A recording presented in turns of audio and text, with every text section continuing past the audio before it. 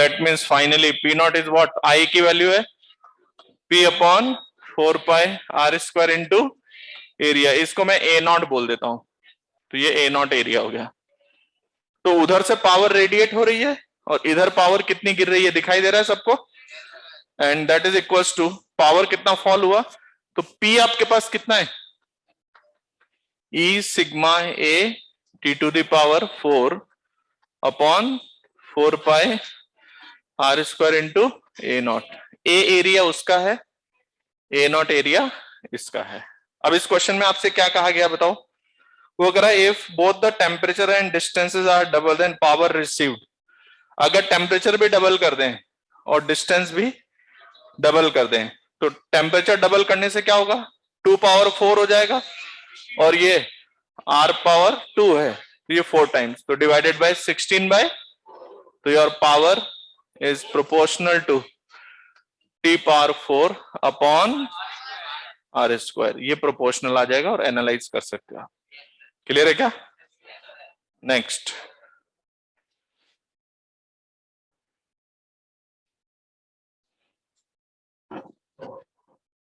Homework करना जरूरी है, हमेशा याद रखना, ठीक है। क्वेश्चन नंबर 39 एंड 40 सिंपल है दोनों। इसके बाद लेवल 2 एक्सरसाइज 2 लेवल 1, कहां से सारे हो गए? ओके, देन एक्सरसाइज 2 लेवल 2 11 से। ओके, अभी बात करते हैं क्वेश्चन नंबर 11 बी ऑप्शन। ये कह रहा है the amount of heat energy radiated per second by a surface depends upon, तो ये कह रहा है the amount of heat energy radiated per second by the surface depends upon, ये कह रहा है इसमें जो ये आपको आंसर बी दिया है शायद इसने ना, तो ये किस लिए दे रहा है पता है, difference of temperature between the surface and surrounding. वो एक्चुअली ऊपर जो वर्ड है ना amount of heat energy radiated, उसमें वो नेट अमाउंट की बात कर रहा है। किसकी बात कर रहा है? Net amount. वहां पे लिख लो सेकंड ऑप्शन में नेट अमाउंट, ठीक है। नेट अमाउंट में क्या होगा, रेडिएटेड प्लस रिसीव्ड, तो एब्जॉर्ब्ड और रेडिएटेड के हिसाब से जो नेट वैल्यू होगी वो इस बात पर भी डिपेंड करेगा कि उनमें कितना टेम्परेचर का डिफरेंस है। और तो कोई डाउट नहीं इसमें? एक minute, question number 12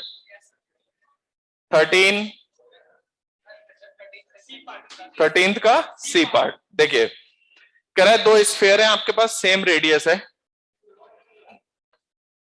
radius same है, ओके, और इनका एक सॉलिड है और दूसरा हॉलो है, एक सॉलिड है और एक हॉलो है, ठीक है।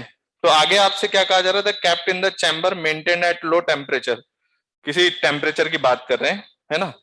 अब एक बात बताइए, इसमें पहले तो ये लिखो कि they have same surface finish, लिखो ब्रैकेट में they have same surface finish, ये सब बहुत इंपॉर्टेंट चीजें हैं, ठीक है, मन से नहीं माना जाता है,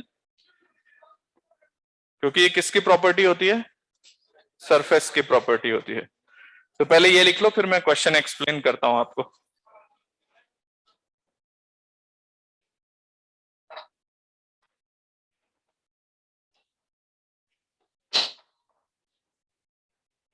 तो देखो थोड़ा लॉजिक से चलना है। सबसे पहली बात, दोनों का टेम्परेचर सेम है क्या?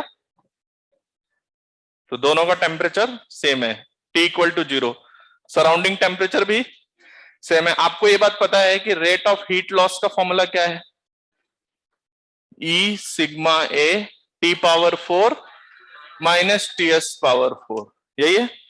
और अगर rate of fall of temperature की बात करें तो माइनस dt बाई dt में ms से डिवाइड भी हो जाता है, E sigma A T power 4 minus TS power 4 upon ms, okay. अच्छा, मटेरियल सेम है तो स्पेसिफिक हीट कैपेसिटी सेम हो गई। अच्छा, मास किसका ज्यादा है, m1, इसका मास कम है, तो m1 is greater than m2, बस कंपेयर करना है।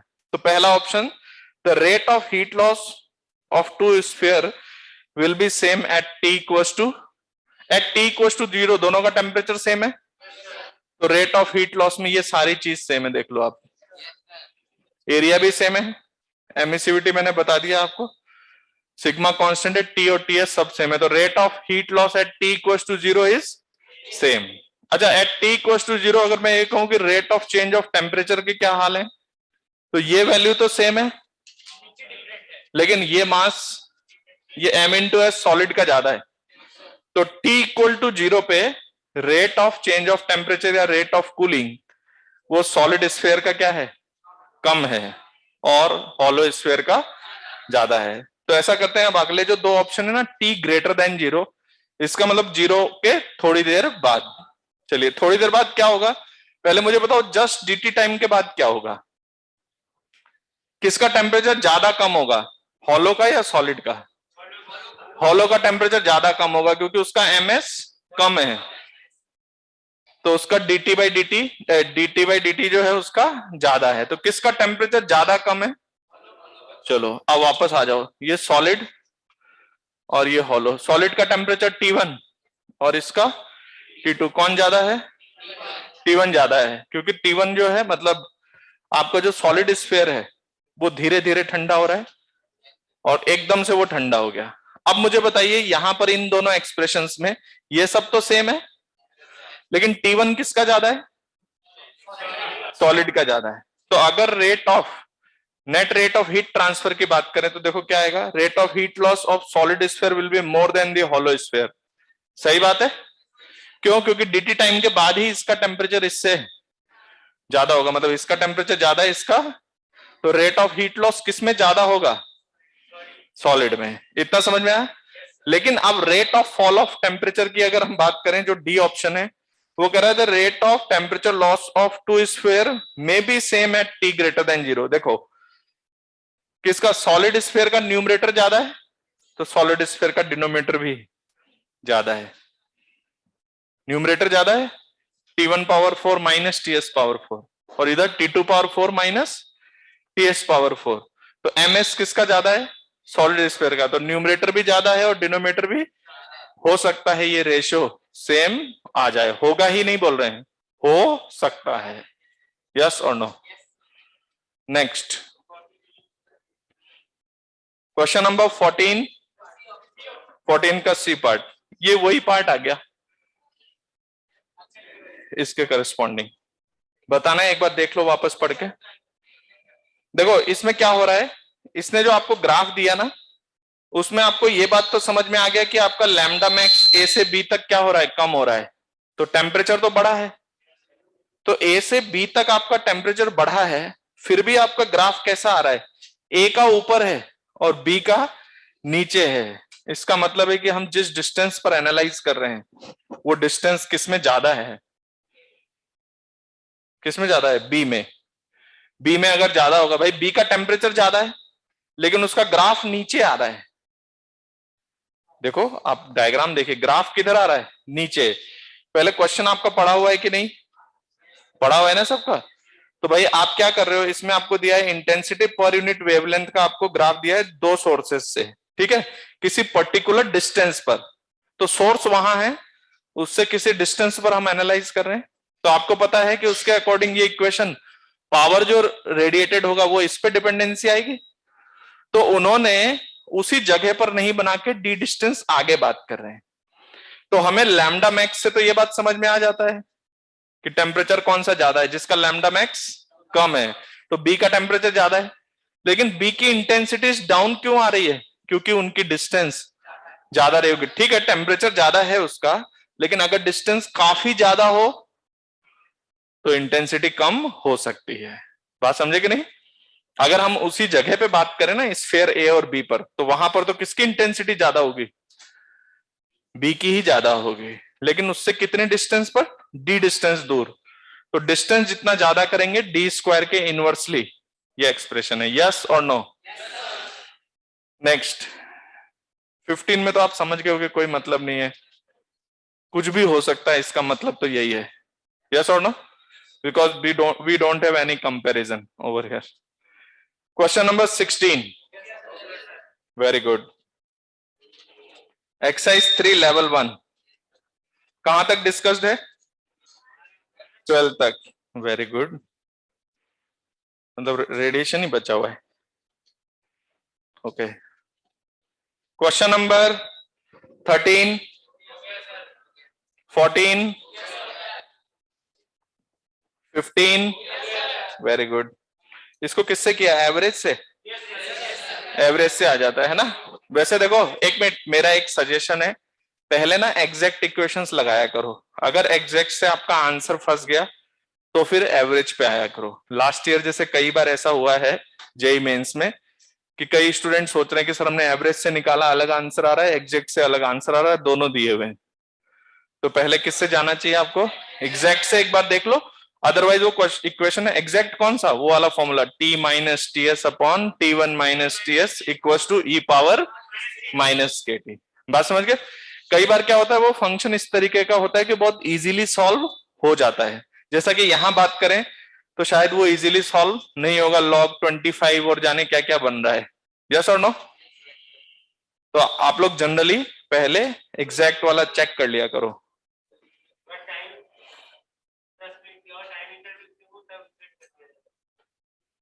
हाँ, तब इक्वेट भी कर सकते हो, बहुत इजीली हो जाता है टाइम इंटरवल सेम पे। अच्छा देखिए, क्वेश्चन नंबर 16 में थोड़ा सा करेक्शन है।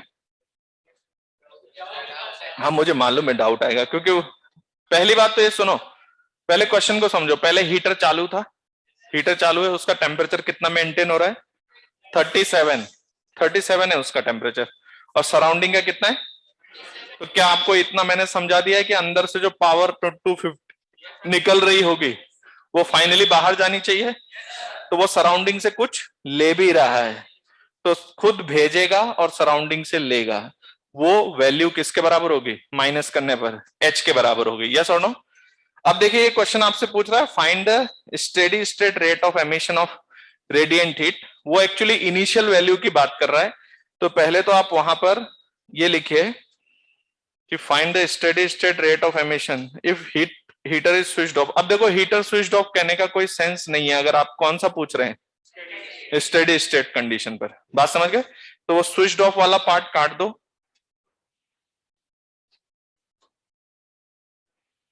ठीक है। और दूसरा हम कह रहे हैं इसमें कि find the steady state rate of emission of radiant heat, तो उसमें लिख लो नेट रेट ऑफ एमिशन, या ऐसे लिखो net rate of heat transfer. Net rate of heat transfer, थोड़ा जल्दी लिखो, है ना, टाइम कम है अपने पास। नेट रेट ऑफ हीट ट्रांसफर, समझ में आया?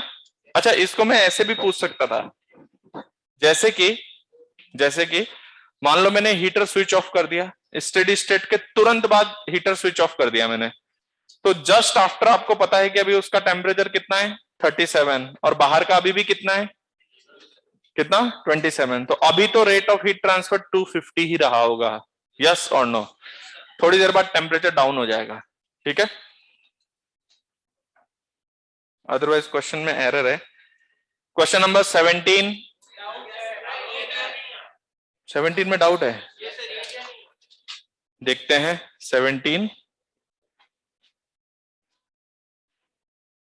क्वेश्चन नंबर 17 क्या कर रहा है, कौन सा बल्ब है, 100 वाट का, है ना, इसका टंगस्टन फिलामेंट है, इसकी टोटल लेंथ है। इधर देखिए, फिलामेंट आपको पता है कुछ ऐसे बेंड करके ऐसे घुमा घुमा के होता है, तो सिंपल है, आपका एक सिलेंडर है ये। इसका रेडियस कितना है, रेडियस आपको प्रोवाइडेड है r, और लेंथ कितनी प्रोवाइडेड है, l। अब कह रहा था emissivity of the filament is how much, E equals to 0.8।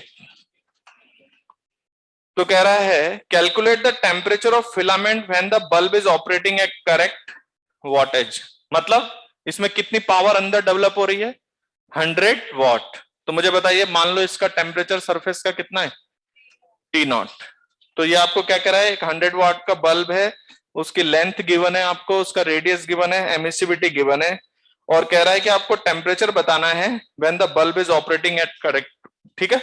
तो क्या करें, सिंपली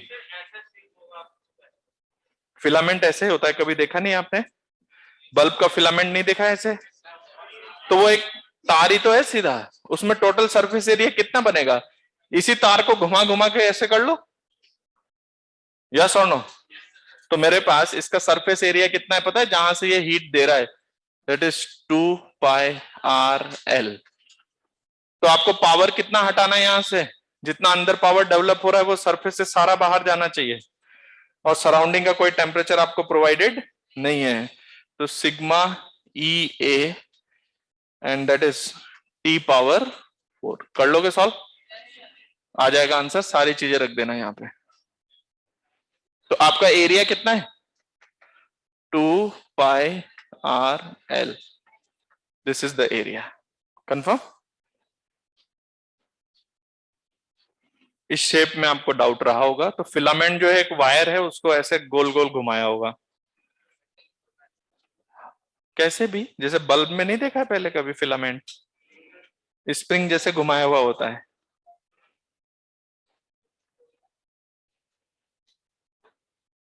चलें आगे, नेक्स्ट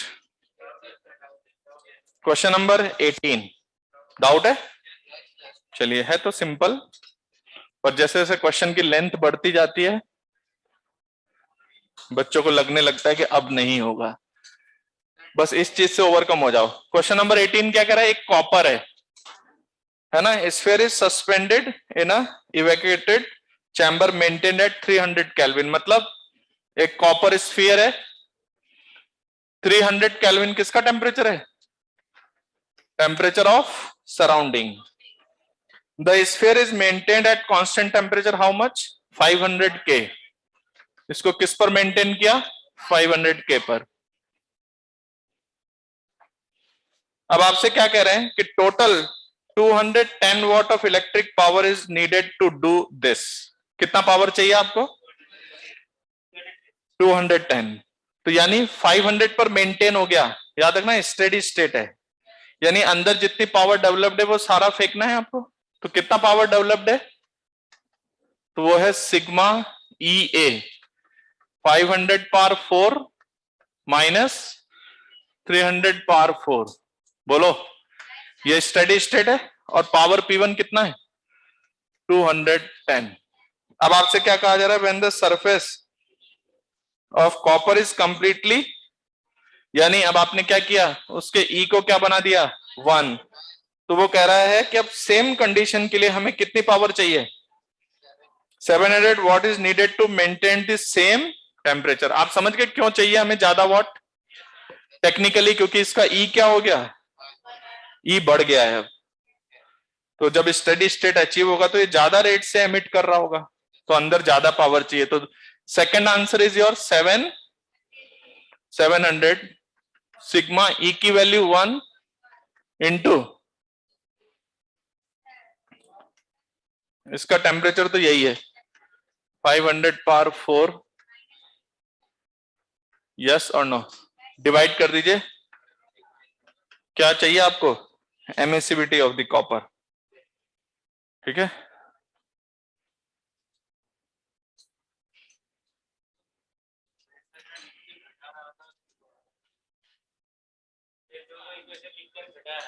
अच्छा, उससे क्या आ रहा था, जीरो तो नहीं आना चाहिए, उससे जीरो तो नहीं आएगा, ई अलग अलग है ना। हाँ, next question number 19, very good. And question number 20। ये एक्सरसाइज कौन सा था, 3 लेवल 1, 3 लेवल 2 दिया नहीं, ओके एक मिनट। 3 लेवल 2 में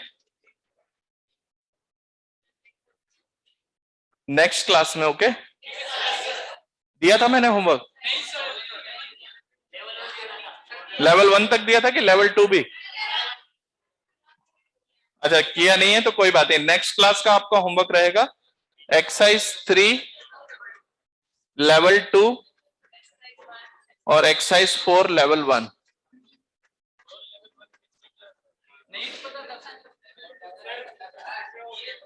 ये नेक्स्ट क्लास का होमवर्क रहेगा, फटाफट समझने की आदत डालो जो हम बोल रहे हैं, ठीक है, समय बचता है उससे, ओके।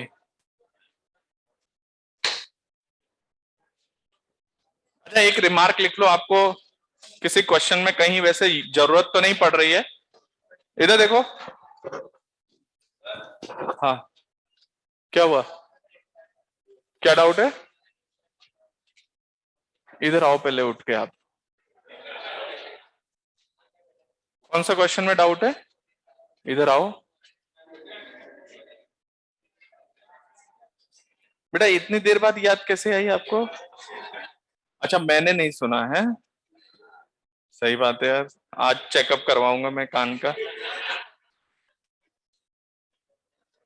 इसमें क्या क्या दिया हुआ है जरा बताओ तो। खड़े हो जाओ और खड़े होके पढ़ो क्वेश्चन। हाँ, 200 सेंटीमीटर स्क्वायर। और क्या दिया आपको? रेडियंट एनर्जी दिया है, और क्या दिया है? टाइम दिया है। एमिसिव पावर की डेफिनेशन बताइए। What is the definition of emissive power? नहीं नहीं, ऐसे हल्के में नहीं बताना है। Exact definition, what is emissive power. मैं तो नहीं पूछा स्पेक्ट्रल एमिसिव पावर क्या, ऐसे भी मैं एमिसिव पावर पूछ रहा हूं आपसे। डेफिनेशन बताओ तो सही।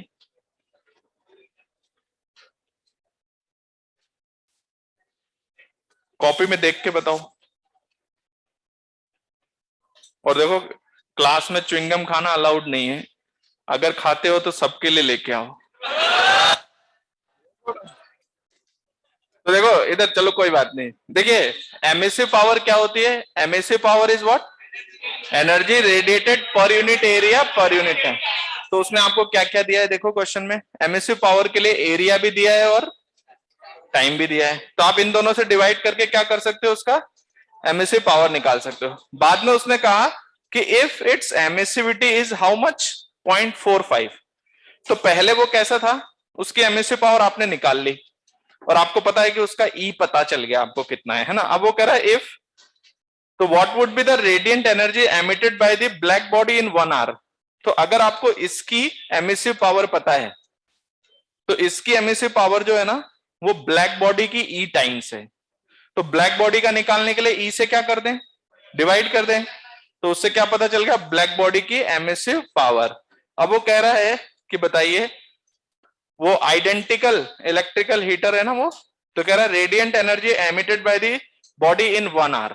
तो आपको किसकी पता चल गई, एमिसिव पावर किसकी पता चल गई, ब्लैक बॉडी की। अब क्या करोगे, एमिसिव पावर पता चल गई ना, तो उसके आप क्या करें। उसने पूछा है आपसे 1 घंटे में कितनी एनर्जी आएगी, तो पहले एरिया से मल्टीप्लाई करो और फिर 1 आवर से मल्टीप्लाई करो। ओके, और नेक्स्ट क्लास से यहां बैठोगे तुम। हाँ,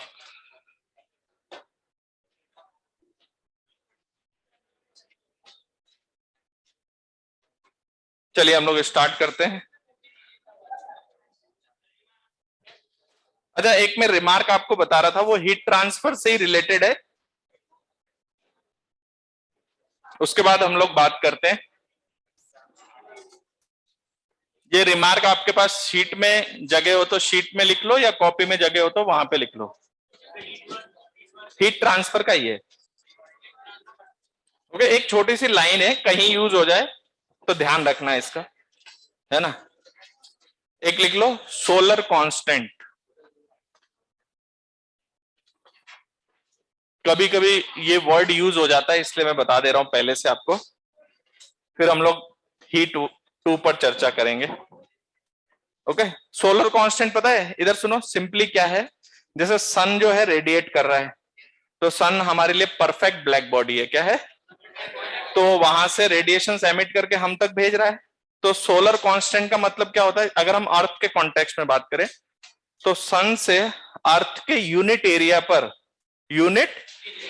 पर जितनी पावर आ रही है यूनिट एरिया पर, उसी को क्या बोला जाता है, सोलर कांस्टेंट। तो जैसे ये सन है, सपोज सन का रेडियस कुछ आर एस है और इसका टेम्परेचर कुछ टी एस है, और सन से अर्थ कितनी दूरी पर है, मान लो किसी स्मॉल आर डिस्टेंस पर है।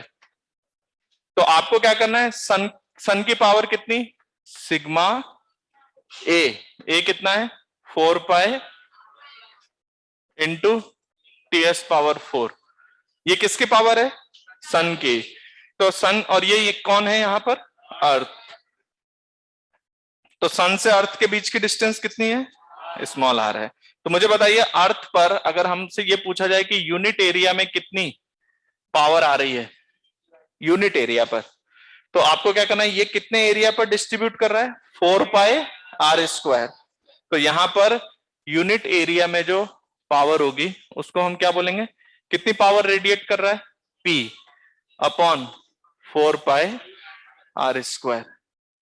तो ये वैल्यू जो आई मैंने लिखा है ना, ये पावर कितना है, sigma 4 pi R S square T S power 4 upon 4 pi small R square. 4 pi से 4 पाई आप कैंसिल आउट कर सकते हो। इसी को हम क्या बोलते हैं, सोलर कांस्टेंट। इतना समझ में आया।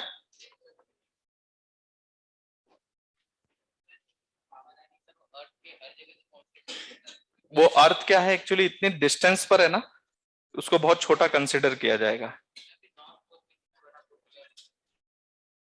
वो तो सर, वो तो क्या होता है, जो टिल्टेड होता है ना उसके करस्पॉन्डिंग होता है। हाँ, वो अलग कंडीशन है। पहले इसको लिख लो और इसमें एक और लाइन बता देता हूं, क्योंकि अभी हम लोग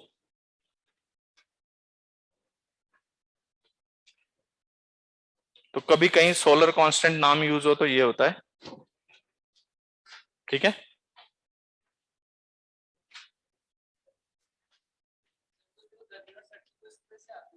जो हमारा जो एक्सिस टिल्टेड है ना, एक्सिस जो टिल्टेड है उसके हिसाब से सर्दी और गर्मी की आमने सामने भी होता है ना। हाँ हाँ, उसके करस्पॉन्डिंग।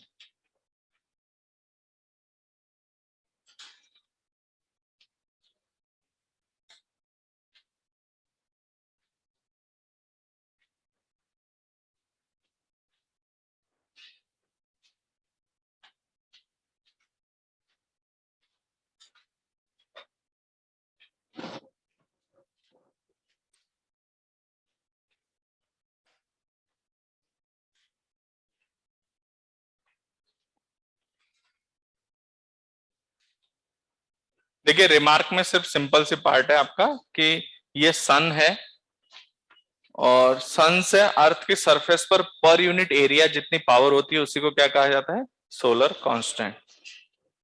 ओके। अच्छा, कभी अगर आपको जरूरत पड़े ना कि अर्थ में कितनी एनर्जी गिरी, तो एक्चुअली क्या है कि इधर देखो, अर्थ का साइज जो है ना डिस्टेंस के कंपैरिजन में बहुत, तो साइज बहुत छोटा है। तो क्या होगा, यहां से जो रेडिएशंस आ रहे होंगे ना, तो वो ऑलमोस्ट ऐसे, जैसे एक मिनट ऐसे आ रहे होंगे तो वो ऑलमोस्ट पैरेलल जैसे होंगे।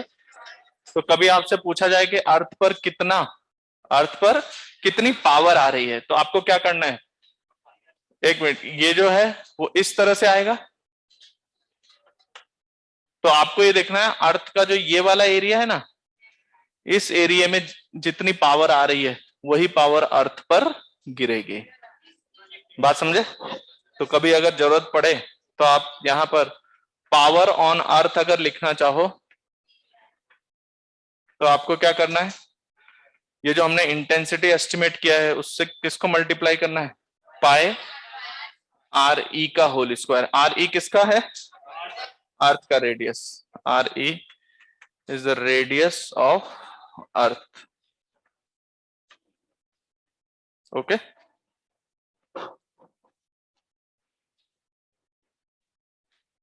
ऐसा एक क्वेश्चन आएगा जहां पे नाम तो यूज नहीं हो रहा है, कॉन्सेप्ट यूज हो रहा है। वो कैसे करना है क्वेश्चन तो आप खुद सोचेंगे, फिर मैं बताऊंगा। तो हेडिंग डालिए assumptions इन केटीजी।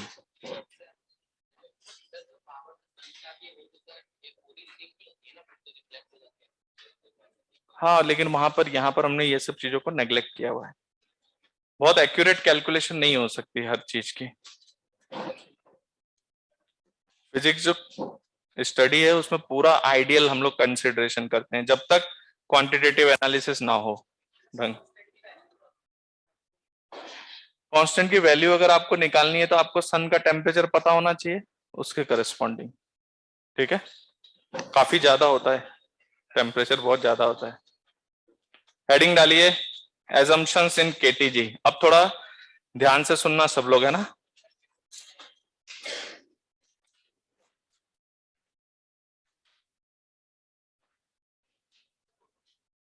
अब देखो,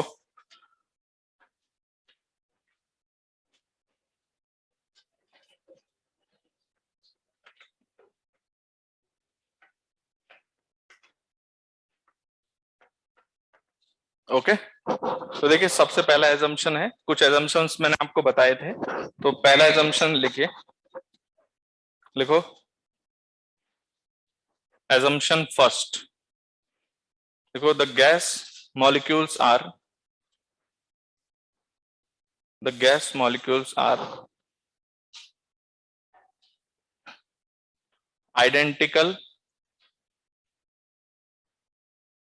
identical in shape and size. The gas molecules are identical in shape and size, and they are considered as a point mass, and they are considered as a point mass.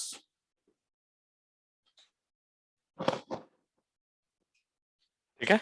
जबकि last class में मैंने बताया था कुछ volume होता है, लेकिन हम उसको क्या कर देते हैं, नेग्लेक्ट। तो बहुत छोटा होने की वजह से हम लोग क्या मान के चलेंगे उनको, एज अ पॉइंट मासेस। ठीक है।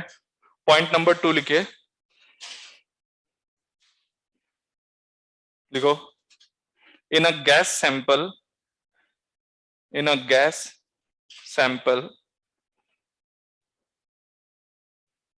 there will be large number of molecules. There will be large number of molecules. मतलब आप ऐसे नहीं कह सकते कि सर ये गैस सैंपल है, इसमें 500 मॉलिक्यूल लिए हुए मैंने। बात समझ गए? अगर हम 1 मोल की बात करें तो 1 मोल में कितना होता है, समझ रहे हो? तो 6.023 इंटू 10 पावर 23, इतने ज्यादा नंबर ऑफ मॉलिक्यूल्स। तो हमारे जो कंसिडरेशन में हमारे जो गैस सैंपल होंगे उसमें लार्ज नंबर ऑफ मॉलिक्यूल्स। अगर हम 1 मोल की बात करें तो 1 मोल ही बहुत ज्यादा होता है। बात समझ गए?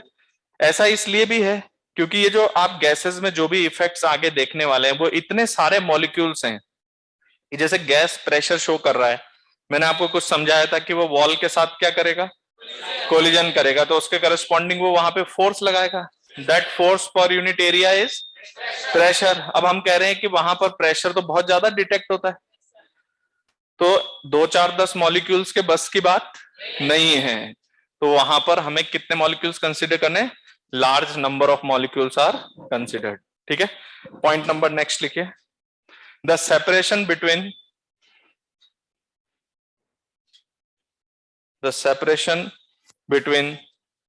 the gas molecules are very large. The separation between the gas molecules are very large. ठीक है। वैसे भी हम लोग बोलते हैं कि गैसेस के बीच में, मॉलिक्यूल्स के बीच में सेपरेशन बहुत लार्ज होता है ना, उनके साइज के रेस्पेक्ट में उनकी डिस्टेंस बहुत ही ज्यादा होती है। अगर हम इसके एविडेंस की बात करें तो जैसे एक पिस्टन सिलेंडर अरेंजमेंट है सपोज, है ना, इसमें अंदर गैस भरी हुई है, ये आपका पिस्टन है, और आप पिस्टन को मूव करा के उसको काफी नीचे ला सकते हो, यानी आप गैस को बहुत ज्यादा कंप्रेस कर सकते हो। बात समझ गए? उसका वॉल्यूम बहुत ज्यादा कम कर सकते हो। इसका मतलब डेफिनेटली उनके मॉलिक्यूल्स के बीच में सेपरेशन बहुत ज्यादा रहा होगा, जिसको आप कम कर सकते हैं। बात समझ में आया? नेक्स्ट पॉइंट लिखिए, फोर्थ एजम्पशन,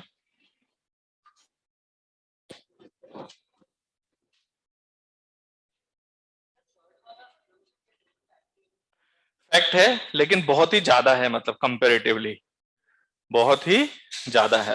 कंपेरेटिवली मतलब हम लोग मान के चलेंगे कि बहुत सेपरेशन हमारे पास अवेलेबल है वहां पे। हाँ, इंटरमॉलिक्यूलर, अभी हम और भी पॉइंट्स लिखाएंगे, पहले एक एक करके देखते जाओ। तो नेक्स्ट पॉइंट क्या कह रहा है कि जो गैस मॉलिक्यूल्स हैं उस पर हम लोग ग्रेविटी का कोई इफेक्ट कंसिडर नहीं करेंगे उसके मोशन में। जैसे मान लो एक गैस मॉलिक्यूल उड़ रहा है, तो आप यूं कहने लग जाओ कि सर ये प्रोजेक्टाइल करेगा। तो एक गैस मॉलिक्यूल उड़ रहा है, फ्रीली उड़ रहा है, तो हम कहेंगे उसके मोशन में इफेक्ट ऑफ ग्रेविटी को हम क्या करेंगे, नेग्लेक्ट करेंगे। तो नेक्स्ट पॉइंट लिखिए, the effect of gravity is neglected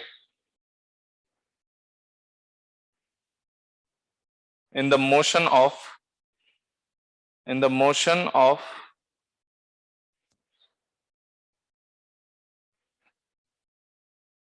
gas molecules, in the motion of gas molecules. ठीक है, नेक्स्ट पॉइंट लिखिए।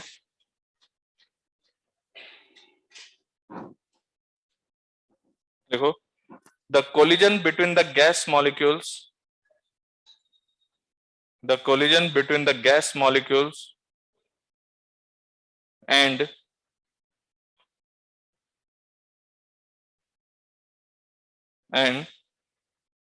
the collision between gas molecule and wall of container, and the collision between gas molecule and wall of container is elastic. तो कैसा collision होगा? Elastic collision होगा। समझ में आई बात? तो गैस मॉलिक्यूल्स का आपस में कोलिजन और उसका वॉल ऑफ कंटेनर के साथ जो कोलिजन होगा वो कैसा कोलिजन होगा? इलास्टिक कोलिजन होगा। बात समझ गए? नेक्स्ट पॉइंट लिखिए।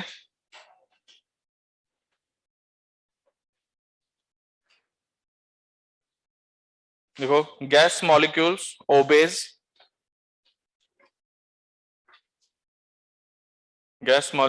obeys the Newton's laws of motion.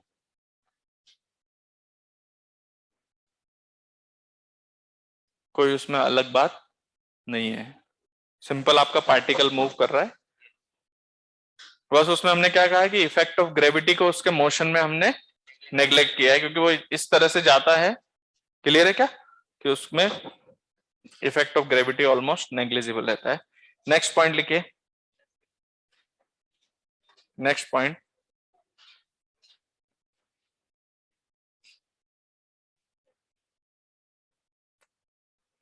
देखो, in a gas sample, in a gas sample,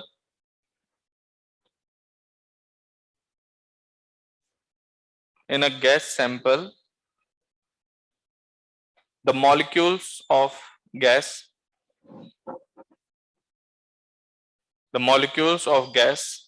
performs random motion,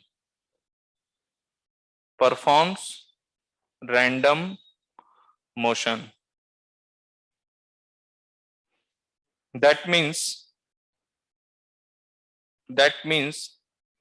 they have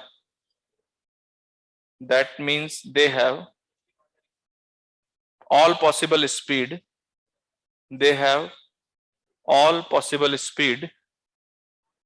in all possible direction. They have all possible speed in all possible direction. ठीक है? तो जो gas molecules हैं वो कैसा motion perform कर रहे हैं? रैंडम मोशन परफॉर्म कर रहे हैं। ठीक है? तो जैसे ये गैसियस सिस्टम है सपोज, और ये गैस अंदर फिल्ड है इसके अंदर, तो मॉलिक्यूल्स कैसा मोशन कर रहे हैं? रैंडमली मूव कर रहे हैं, कोई किधर उड़ रहा है, कोई किधर उड़ रहा है। हमने क्या बोला? They have all possible speed in all possible direction. As a conceptual point हम लोग ये कहते हैं कि यहां पर 0 से लेके इनफाइनाइट तक सभी स्पीड एग्जिस्ट करती है। मतलब यहां पर जो भी पॉसिबल स्पीड है वो सब यहां पर है, और जिस भी डायरेक्शन में आप कंसीडर करोगे हर डायरेक्शन में अवेलेबल है। तो अगर कोई हमसे ये पूछे कि ये जो सारे मॉलिक्यूल्स है इन सब की वेलोसिटी आप जोड़कर बताइए, इन सब की वेलोसिटी ऐड करके बताओ, तो अगर मेरे से ये कहा जाए कि वेलोसिटी अगर मैं इन सब का ऐड कर रहा हूं तो कितना आएगा बताओ? v1, एक मिनट रुक जाओ, plus v2 and so on, क्या आ जाएगा? vn। इन सब की वेलोसिटी मैंने जोड़ दी और डिवाइडेड बाय मैंने क्या कर दिया? अगर इसमें n नंबर ऑफ मॉलिक्यूल्स है तो मैंने n से डिवाइड कर दिया। तो ये क्या बता रहा है? इन मॉलिक्यूल्स की एवरेज वेलोसिटी। तो याद रखना ये एवरेज है, लेकिन आप लोग भी ऐसे लिखना कि this is what? Average velocity. तो क्या आपको लगता है this average velocity will be zero, average velocity zero आएगी। क्यों? जैसे मैं किसी वेलोसिटी की बात करता हूं तो उसकी अपोजिट वेलोसिटी भी अवेलेबल है। तो ये सब रैंडमली है ना, कोई ऐसे कोई ऐसे कोई ऐसे कोई ऐसे, तो इन सबका जब हम टोटल एडिशन करेंगे तो अगर कोई वेलोसिटी v1 है तो उसका माइनस v1 भी, किसी के पास 10 मीटर्स पर सेकंड राइट में है तो लेफ्ट में भी होगा, तो उन सबका वेक्टर एडिशन करने पे क्या आएगा? जीरो आएगा। तो ध्यान से देखिए, एवरेज वेलोसिटी अगर हम एस्टिमेट करें तो वो क्या है? जीरो है। बात समझ में आई? और दूसरी चीज अगर हम बात करें कि एवरेज स्पीड, ठीक है, एवरेज स्पीड ध्यान से समझना, ये अभी मैं नहीं बताऊंगा कि कितना है, लेकिन इस समय पर थोड़ा सा हाईलाइट करना जरूरी है कि हमने एवरेज वेलोसिटी को क्या कहा है? जीरो। एवरेज स्पीड का मतलब होगा आपको सबकी स्पीड ऐड करके क्या करना है? एन से डिवाइड करना है। तो ये एवरेज स्पीड जीरो नहीं है। क्या जीरो है? Average velocity. समझ में आई बात? तो ये एवरेज वेलोसिटी जीरो है। एवरेज स्पीड कितनी आती है वो हम आपको बाद में बताएंगे। क्लियर है क्या? तो हमारे पास गैस मॉलिक्यूल सिस्टम में रैंडमनेस है, इस वजह से सिस्टम की एवरेज वेलोसिटी कितनी आएगी? जीरो आएगी।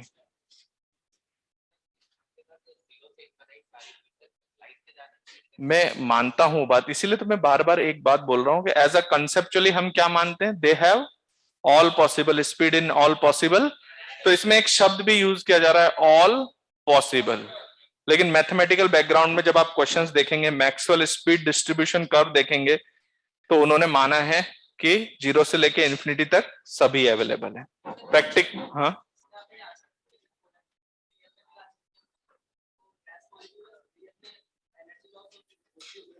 हाँ, प्रैक्टिकल लेवल पे बहुत कुछ होता है। तो हम मतलब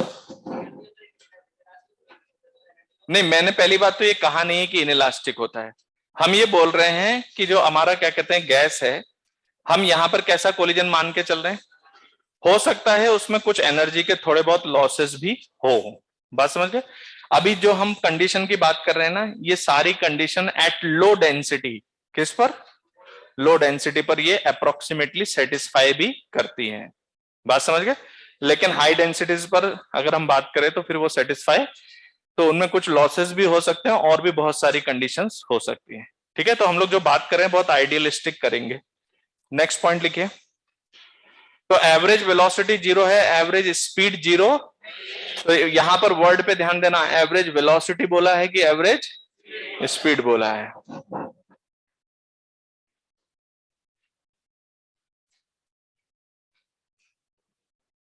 देखिए, किसी ने ऑनलाइन में पूछा है कि सर एवरेज वेलोसिटी जीरो क्यों है? क्योंकि हमने कहा है कि दे have all possible speed in all possible. यानी अगर मान लीजिए मैं आपसे कहता हूं कि 10 मीटर्स पर सेकंड आई कैप में अवेलेबल है, तो क्या -10 मीटर्स पर सेकंड भी हमारे पास अवेलेबल होगा? तो वो भी अवेलेबल होगा। तो वो दोनों एक दूसरे को क्या करेंगे इस वेक्टर एडिशन में? Cancel out. तो आप यहां पर सारी वेलोसिटीज रख रहे हैं, इन सबका सम क्या आएगा? जीरो आएगा। क्लियर है? एवरेज वेलोसिटी जीरो कर रहे हैं, एवरेज स्पीड जीरो नहीं कर रहे हैं। ठीक है, नेक्स्ट पॉइंट लिखिए। There is no any kind of there is no any kind of potential energy, there is no any kind of potential energy, bracket में लिख लो, इंट्रामोलिकुलर और इंटरमोलिकुलर, इंट्रामोलिकुलर और intermolecular, there is no any kind of potential energy, intramolecular और intermolecular, bracket close कर लो, of the gas molecules, of the gas molecules, there is full stop लगा के, there is no any kind of potential energy of gas molecules, full stop लगा के लिखिए, there is only kinetic energy of the gas molecules. There is only kinetic energy of gas molecules. ठीक है, अब देखो ये बात आ गई ना। अभी जैसे आप कह रहे हो कि आइडियल में क्या रहेगा, रियल में क्या रहेगा, मैं आपको क्या बोल रहा हूं, हमने कौन सी कंडीशन कंसीडर कर ली कि यहां पर कोई भी इंटरमोलिकुलर या इंट्रामोलिकुलर कोई भी पोटेंशियल जी, यानी हमने ये कहा है कि कोई मॉलिक्यूल मॉलिक्यूल एक दूसरे के ऊपर कोई भी फोर्स नहीं लगा रहे हैं एक्सेप्ट कोलिजन, क्योंकि हमने किसी भी टाइप की पोटेंशियल एनर्जी को यहां कंसिडर नहीं किया है, समझ गए। और इंटरमोलिकुलर हो चाहे इंट्रामोलिकुलर, किसी भी तरीके की पोटेंशियल एनर्जी नहीं है। तो आगे हम जब गैस मॉलिक्यूल्स को किसी एनर्जी कैलकुलेशंस में आगे लेंगे तो इनके पास सिर्फ कौन सी एनर्जी होगी, काइनेटिक एनर्जी होगी। यहां पर कोई भी पोटेंशियल एनर्जी, अगर प्रैक्टिकल ग्राउंड पे बात करें तो वहां पर पोटेंशियल एनर्जी होती है, लेकिन हम लोग जिस कॉन्सेप्ट पर बात करें उसमें हम लोग किसको नेग्लेक्ट करेंगे, पोटेंशियल एनर्जी को नेग्लेक्ट करेंगे। अच्छा, इसमें जो एक पॉइंट था कि यहां पर हमने जो रैंडमनेस की बात की है ना गैसेस सिस्टम में, तो यहां आप कोई भी छोटा से छोटा वॉल्यूम भी कंसिडर करोगे ना, वहां पे भी क्या मिलेगा आपको, रैंडमनेस। मतलब कोई भी आप छोटा से छोटा पार्ट यूज करोगे वहां पर दे have all possible speed in all possible direction, ठीक है। और नेक्स्ट एजम्पशन लिखे,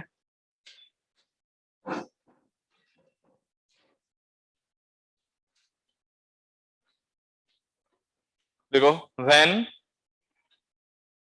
when the gas is left for some time,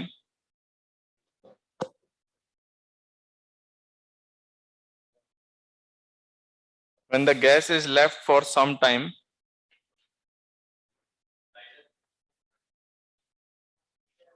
when the gas is left for some time,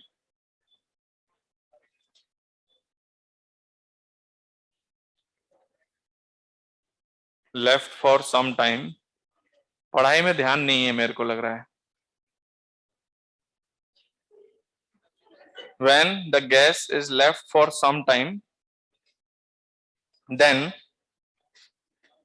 there will be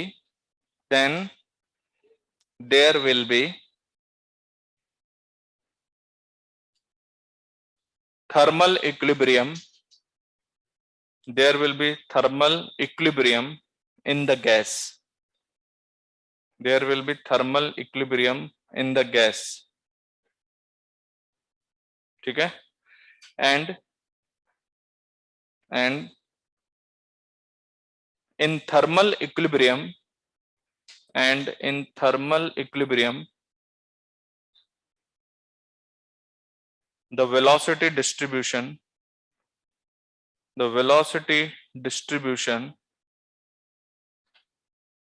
in the gas sample, the velocity distribution in the gas sample is independent of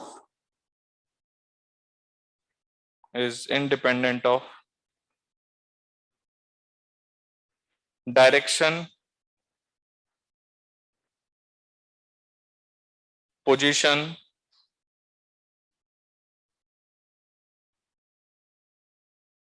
and time,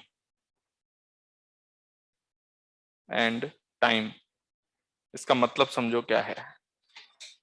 देखिए, सबसे पहले thermal equilibrium शब्द का क्या मतलब है, जैसे जैसे लिखते वक्त एकदम शांति से लिख रहे थे वैसे सुना जाता है क्लास को, ठीक है। अब जैसे हम आपसे कह रहे हैं कि the gas is left for some time, जैसे एक बात बताओ, थोड़ी देर के लिए मान लीजिए इस कंटेनर को मैं यहां से गर्म करता हूं थोड़ी देर के लिए, है ना, गर्म करना मैंने स्टार्ट किया, तो आपको पता है कि अंदर थोड़ी देर के लिए आप ऐसा मानो कि यहां से मैं एक थर्मोमीटर डाल के टेम्परेचर नाप रहा हूं यहां से, और यहां पर गैस जला रखा है।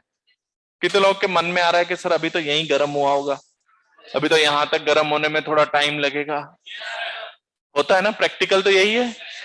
तो यहां से लेके यहां तक आने में थोड़ा समय लगेगा, ये सारी कंडीशंस। तो क्या होगा कि टेक्निकली अगर आप बात करें तो आप कहोगे सर यहाँ थोड़ा गर्म है, यहाँ थोड़ा ठंडा है, ये है, लेकिन हम लोग जब बात करेंगे तो हम एंटायर गैस को किस में मानेंगे, थर्मल इक्विलिब्रियम में।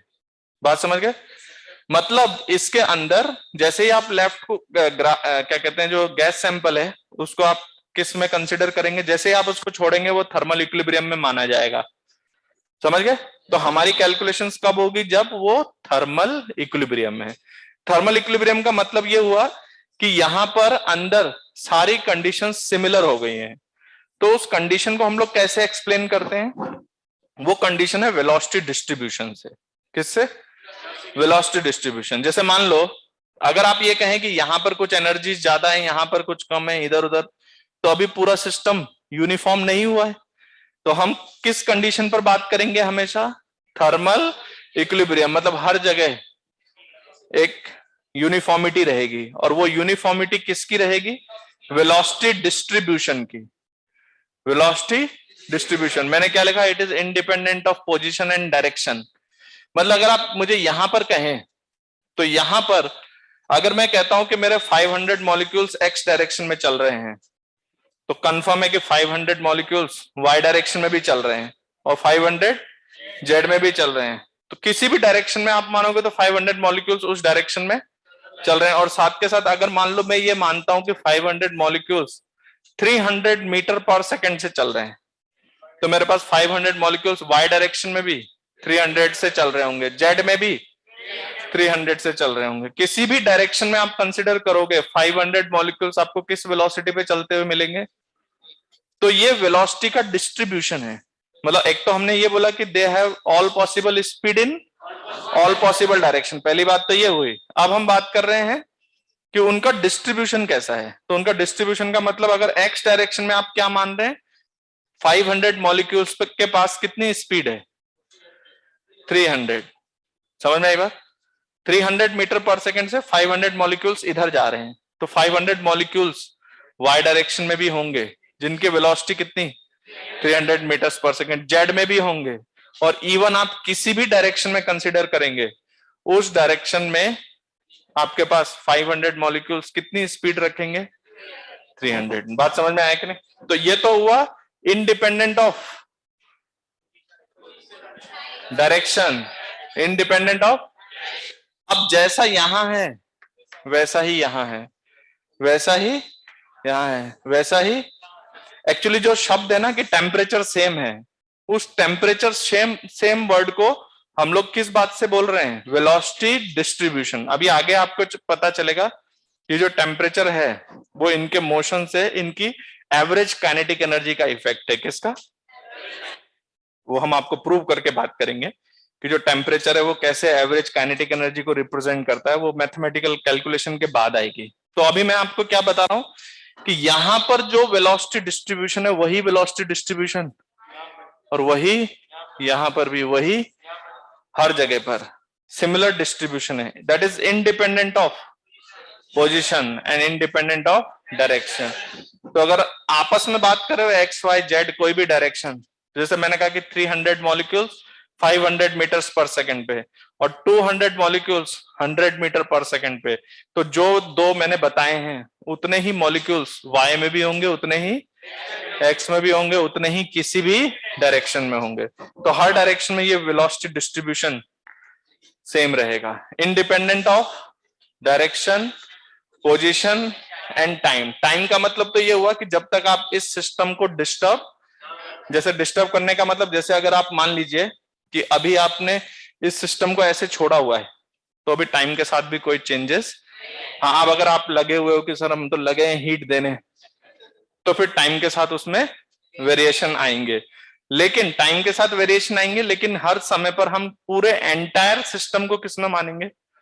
थर्मल इक्विलिब्रियम में। आप उसको ऐसे समझ सकते हो, एक सिंपल सा एग्जांपल दे रहा हूं। जैसे मान लो आप पानी में मान लीजिए शुगर घोल रहे हैं, तो वो आप क्या करते हैं? पूरा मिलाते हैं ना कि ताकि सब जगह एक जैसा हो जाए। ये कुछ ऐसी चीज है कि velocity distribution through out the system, पूरा जो गैसेस सिस्टम है वो कैसा हो जाए? एक जैसा हो जाए। तो जैसे अगर प्रैक्टिकली बात करें तो ऐसा होने में थोड़ा टाइम लगता है, लेकिन हम लोग यहाँ पर कैसे सॉल्व करेंगे? हमसे क्वेश्चन कहेगा कि हमने इसको इतना हीट दिया, ये हुआ, हम तुरंत पूरे सिस्टम को एक साथ वैसा कंसिडर करेंगे। तो याद रखना ये थर्मल इक्विलिब्रियम अपना थर्मल इक्विलिब्रियम है, अपना थर्मल इक्विलिब्रियम का मतलब हर जगह पर डायरेक्शन के रेस्पेक्ट में और पोजीशन के रेस्पेक्ट में जो डिस्ट्रीब्यूशन है, वेलोसिटी डिस्ट्रीब्यूशन, वो क्या रहेगा, एक जैसा रहेगा। बात समझे कि नहीं? तो जो वेलोसिटी डिस्ट्रीब्यूशन यहां पर है, independent of direction, her direction में एक जैसा डिस्ट्रीब्यूशन होगा, और इंडिपेंडेंट ऑफ जैसा यहां होगा वैसा ही छोटे से छोटे पार्ट में भी वो डिस्ट्रीब्यूशन एग्जिस्ट करेगा। मतलब हम सिंपल वे में ये कहना चाह रहे हैं कि पूरा सिस्टम एक जैसा है। उसको बोलने का क्या तरीका है कि इस सिस्टम में थर्मल इक्विलिब्रियम है, और थर्मल इक्विलिब्रियम ये बताता है कि वहां पर velocity distribution independent of position और इंडिपेंडेंट ऑफ डायरेक्शन है। समझ में आई बात? और अगर आप सिस्टम को ऐसे ही रहने देते हैं तो वो टाइम के साथ भी, और अगर आप कुछ वेरिएशंस करते हैं तो जो नई कंडीशन होगी, नई कंडीशन में भी जो नया डिस्ट्रीब्यूशन होगा वो independent of direction and independent of position. मतलब हम पूरे सिस्टम को एक जैसा वेलोसिटी डिस्ट्रीब्यूशन पर कंसीडर करेंगे। बात समझ में आया कि नहीं?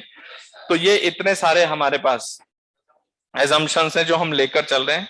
अगर हम बात करें कि रियल गैसेस के बारे में, तो रियल गैसेस में जैसे हमने उनके साइज को बहुत छोटा कहा है, हम उनको क्वांट मास मानने वाले हैं, लेकिन प्रैक्टिकली उनमें उनका कुछ साइज होता है।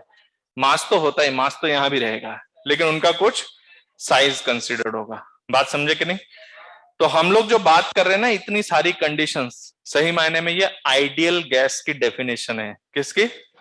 कि एक आइडियल गैस कैसा होगा जिसमें सिर्फ काइनेटिक एनर्जी होगी, किसी तरीके की कोई पोटेंशियल एनर्जी, जब वो कोलाइड करेंगे तो इलास्टिक कोलिजन करेंगे। समझ में आई बात? वहां पर वेलोसिटी डिस्ट्रीब्यूशन जो है independent of direction and position रहेगा, आइडियली, आइडियल सिस्टम। बात समझे कि नहीं? उनका जो कोलिजन है वो कैसा कोलिजन है? इलास्टिक कोलिजन है। उनके पास किसी भी तरीके की पोटेंशियल एनर्जी नहीं है, सिर्फ काइनेटिक एनर्जी है। बात समझ गए? तो ये हमारी जो इतने सारे एजम्पशंस हैं, बेसिकली हम आपको ये डिस्क्राइब कर रहे थे कि हमारा आइडियल गैस क्या है। बात समझे कि नहीं? और प्रैक्टिकली ये देखा गया है कि अगर आप गैसेस को लो डेंसिटी पे कंसिडर करते हो, किस पर?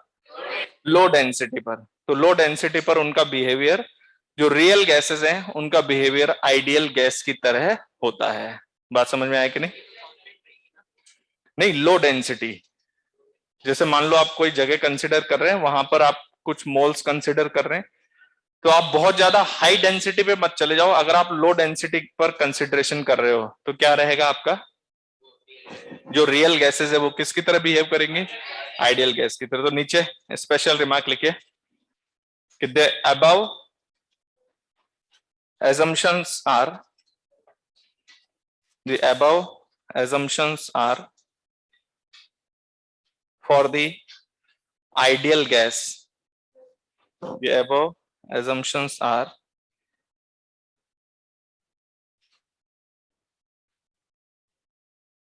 for ideal gas. एक लाइन छोड़ के लिखो, at low density, at low density, real gases at low density, real gases behaves like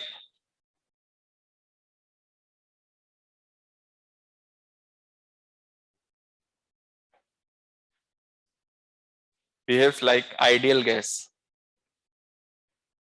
behaves like ideal gas. बात समझ में आए?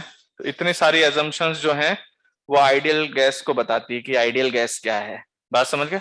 रियल गैसेस में ये सारी बातें हैं, उनका कुछ वॉल्यूम होगा, उनके पास कुछ पोटेंशियल एनर्जी हो सकती है, उनका कोलिजन कुछ प्रॉपर इलास्टिक नहीं हो सकता है, कुछ डिस्टर्बेंसेस वहां पर हो सकते हैं। तो हम लोग यहाँ पर जो कंसिडर कर रहे हैं वो प्रॉपरली आइडियल गैस कंसिडर कर रहे हैं। ठीक है, तो नेक्स्ट पॉइंट लिखिए, वॉल्यूम ऑफ गैस।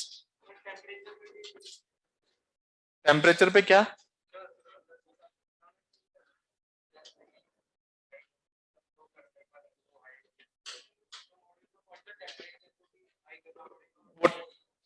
हाँ, तो वो जो टेम्परेचर जब हाई करोगे तो ऑटोमेटिकली वो लो डेंसिटी कंसिडर हो जाएगा। वहां पे पीवी इक्वल टू एनआरटी होता है ना, उसके करस्पॉन्डिंग।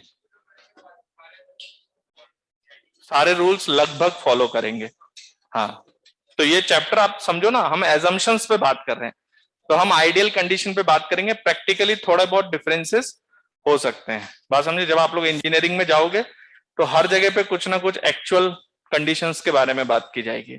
अभी हम लोग पूरा आइडियल बात कर रहे हैं, आइडियल गैस के करस्पॉन्डिंग। आगे रियल गैस के भी लॉ वगैरह होते हैं, नहीं हमारे सिलेबस में नहीं है, फिजिक्स में नहीं, फिजिक्स में आइडियल गैसेस हैं, उसमें बहुत सारी चीजें हैं।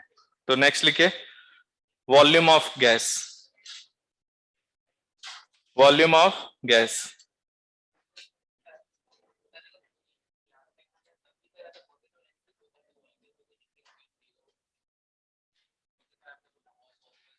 हाँ हो सकता है होने में।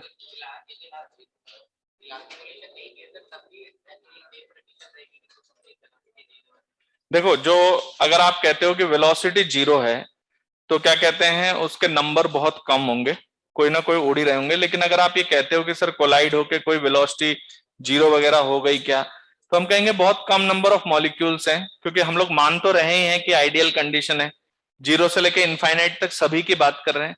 लेकिन आप बहुत ज्यादा जीरो के पीछे मत पड़ो और बहुत ज्यादा इनफाइनाइट के पीछे भी मत पड़ो। जीरो का मतलब जब आप ग्राफ देखोगे तो हम लगभग जीरो के करस्पॉन्डिंग नंबर ऑफ मॉलिक्यूल्स भी आपको जीरो ही बताएंगे, समझ गए। तो जीरो हम मान के चल रहे हैं कि जीरो नहीं है, जीरो से इनफाइनाइट के बीच में दे have all possible speed in all possible direction, ठीक है। अगर आप कहते हो कि जीरो है क्या होने में, तो सोच लो कि हाँ सर हो सकता है कोई एक आध मॉलिक्यूल हो, कोई ऐसी बात नहीं है। लेकिन एकदम जीरो बोलना भी बिल्कुल सही बात। तो हम बोल रहे हैं जीरो से लेके इनफाइनाइट तक सभी स्पीड है। क्लियर है। वॉल्यूम ऑफ गैस लिखो, लिखो, लिखो the volume of region, the volume of region, the volume of region in which the gas molecules are, in which the gas molecules are free to move, in which the gas molecules are free to move,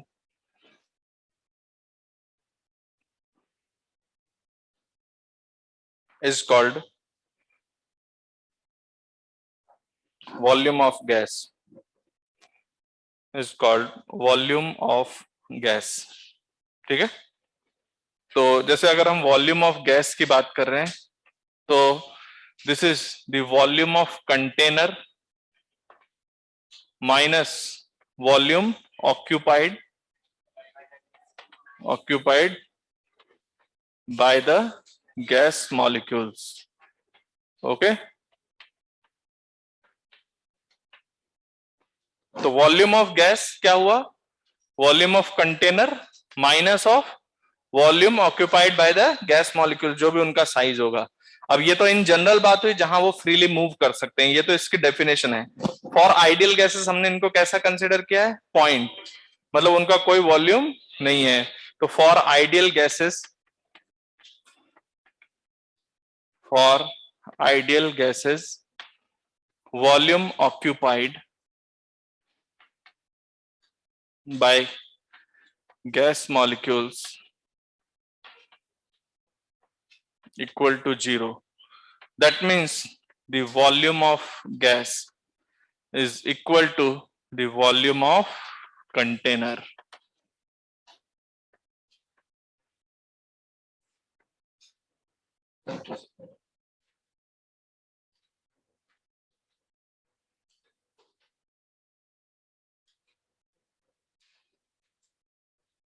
तो volume of gas is equal to the volume of container, ये value है। कोई definition पूछे तो ये मत बोलना कि volume of gas is equal to volume of container. उसका मतलब क्या होता है, वो फ्री स्पेस, उस रीजन का वॉल्यूम जहां पर वो फ्रीली क्या कर सकता है, मूव कर सकता है, ठीक है। नेक्स्ट लिखिए, गैस प्रेशर या प्रेशर ऑफ गैस।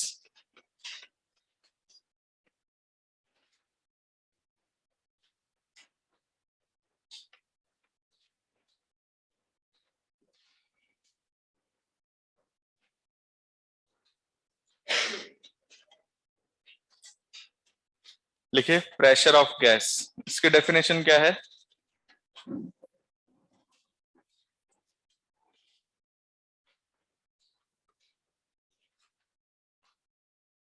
देखो, the average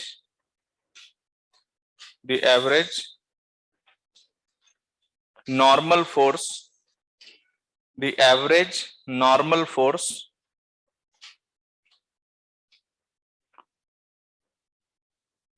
per unit area, the average normal force per unit area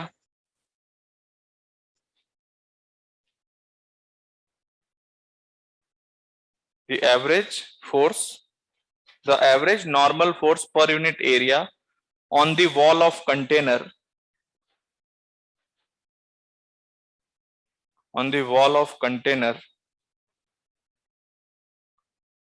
due to the collision of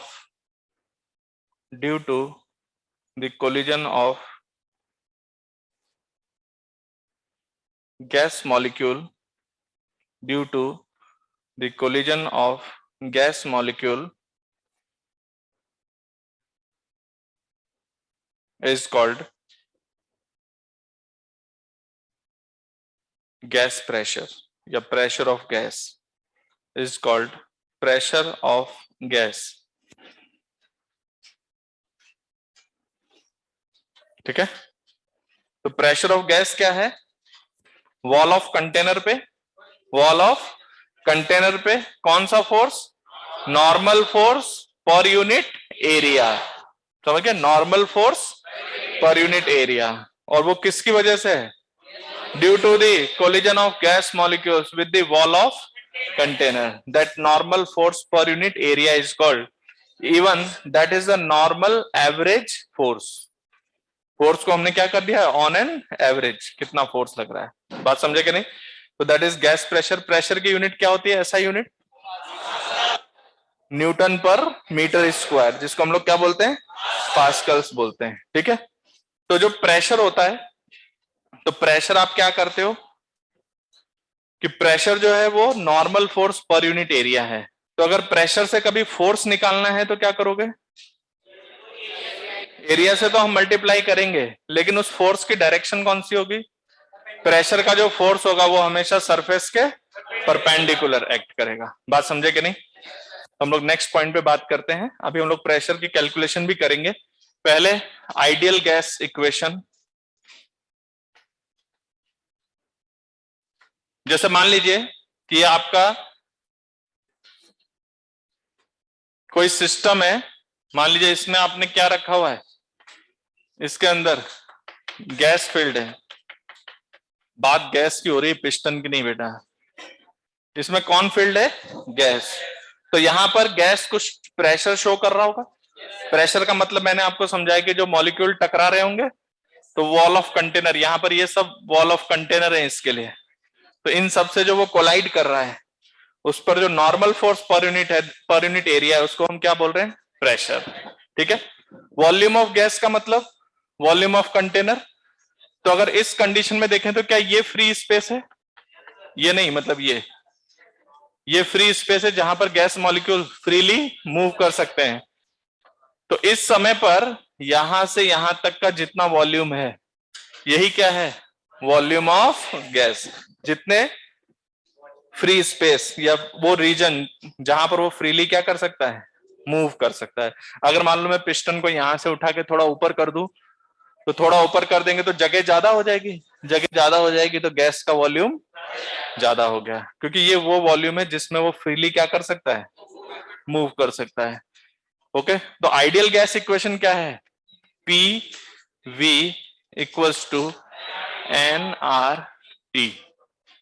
ठीक है, तो ये टी क्या है? जैसे गैस जो प्रेशर लगा रहा है वॉल ऑफ कंटेनर पे, उसको हमने डिफाइन किया, वॉल्यूम वी है इसका, पी प्रेशर है, एन क्या है इसमें? कितने नंबर ऑफ मोल्स है, आर क्या है? यूनिवर्सल गैस कांस्टेंट, और टी क्या है? Temperature, temperature in kelvin. समझ में आई बात? तो आपका जो पी है वो क्या है? गैस प्रेशर या प्रेशर ऑफ गैस। बात नहीं करो, देखो बिल्कुल।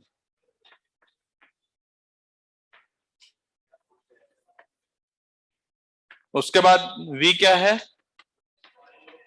वॉल्यूम ऑफ गैस, कंटेनर मत बोलो, गैस बोलो, volume of gas. N is what, number of moles present, जो भी है। R क्या है,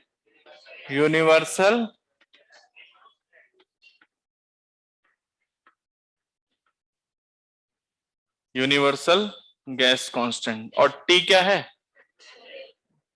absolute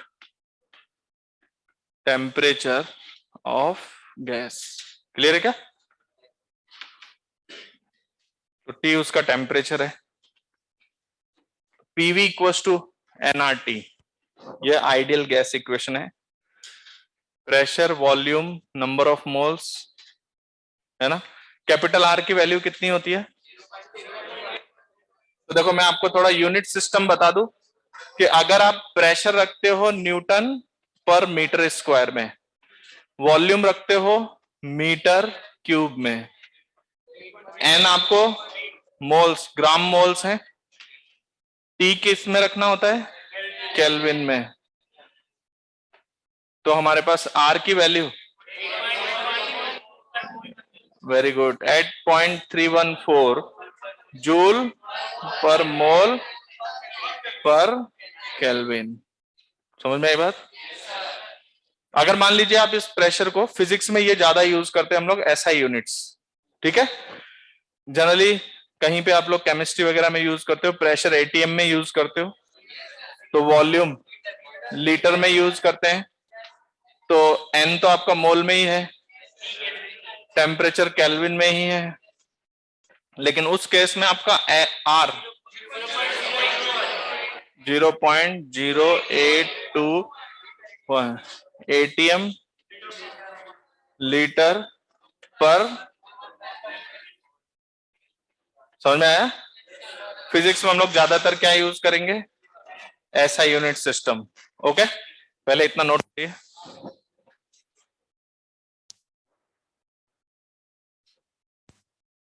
this is your ideal gas equation.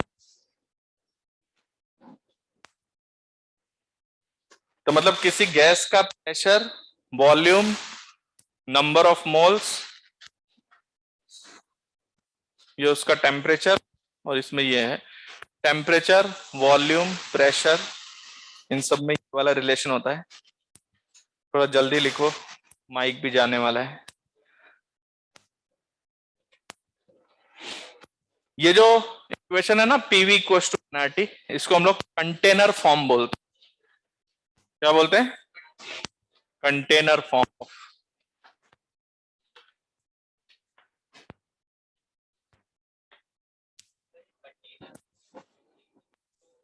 Click क्या करना, आप लोग नाम को सोचने लग जाते हो। कंटेनर फॉर्म का मतलब, जब आपको कंटेनर पता हो तो आप यहां पर वी वॉल्यूम लिखेंगे। अभी मान लो मैं कि ये हवा है, यहीं पर बताइए P इक्वल्स टू एनआरटी लगाओ, तो आपको ये तो पूरा खुला हुआ है, तो आपको अपनी तरफ से कुछ वॉल्यूम कंसीडर करना पड़ता है। तो उसके लिए हम आपको दूसरा तरीका बता रहे हैं। तो ये नोट कर लिया सबने?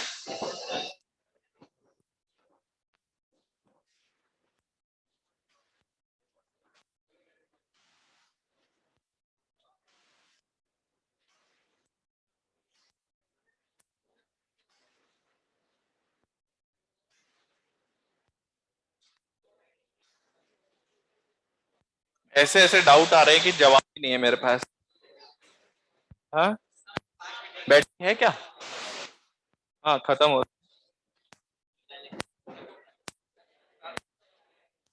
कोई पूछे sir example of ideal gas, हमने आपको डेफिनेशन बताई है। रियल गैसेस लो डेंसिटी पर किसकी तरह बिहेव करती है? जो भी गैस है हमारे लिए जो भी आने वाले हैं, कैसे हैं? आइडियल गैस, ठीक है। अब इधर देखो, ये जो पीवी इक्वल टू एनआरटी है, तो इसमें P pressure, V volume, number of mole को मैं ऐसे लिख रहा हूं, mass upon molar mass into R T, ठीक। तो ऐसा करते हैं, ये मॉलिक्यूलर वेट या मॉलिक्यूलर मास इधर ले आओ, तो ये लिखा होगा P capital M equals to mass upon volume into RT, और मास अपॉन वॉल्यूम को क्या कहते हैं, डेंसिटी। तो PM equals to rho R T, where rho is the density of, याद रखना ये पी नहीं है, ये रो है। तो rho is what, density of gas. Okay, अब पता है इसको कहा जाता है एटमॉस्फेरिक फॉर्म। क्या बोलते हैं, एटमॉस्फेरिक फॉर्म। आवाज जाने वाली है। देखो जब को ओपन में कहीं P इक्वल्स टू एनआरटी लगाना है, जैसे इस रूम में, या चलो हम लोग बाहर चलते हैं, बाहर एकदम खुला है, बाहर एकदम खुला हुआ है। अब आपको कहा है आइडियल इक्वेशन क्या है, तो हम लोग बोलते हैं PM equals to rho R T, open form लगा रहे हैं, ताकि आप वहां पे भी जाके कह सकते हो कि सर ये इतना वॉल्यूम ले लेता हूं और इसमें मोल्स पता करता हूं, तो हम कहते हैं उसको छोड़ो, आप डायरेक्ट अप्लाई करो। पीएम इक्वल्स टू, आपको पता है यहाँ पर डेंसिटी कितनी है, तो आपको वॉल्यूम निकालने की जरूरत है, ना ही उसमें ये चेक करने की जरूरत है कितना मास है, आपको डेंसिटी पता है। तो PM equals to rho R, हम लोग PV equals to NR form use करते हैं, इसको क्या बोलते हैं, container form, and that is atmospheric form. Okay, तो नेक्स्ट क्लास में होमवर्क करके लाना। Okay, thank you.